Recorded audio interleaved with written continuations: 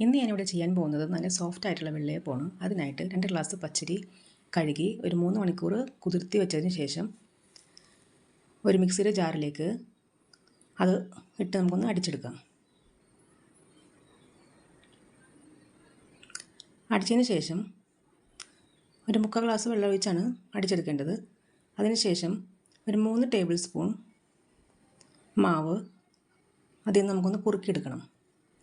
ഒരു 3/4 ഗ്ലാസ് വെള്ളം ഒഴിച്ച് നന്നായിട്ട് പേസ്റ്റ് പോലെ ആക്കിയെടുത്തതിന് ശേഷം ആ ജാറിലേക്ക് 1 ഗ്ലാസ് തേങ്ങ,